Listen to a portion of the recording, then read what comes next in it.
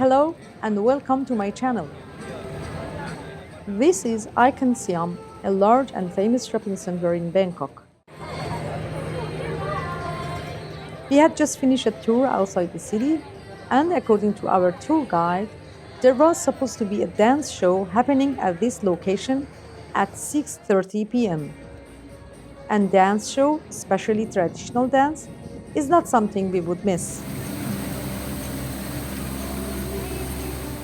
As the time approached, more and more people gathered around these fountains, and to our surprise, everyone was sitting close to the water, facing towards the fountains. We started wondering how on earth they would dance in the water.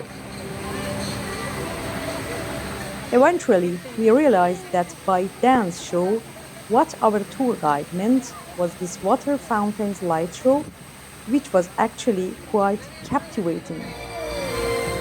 I hope you enjoy watching it too.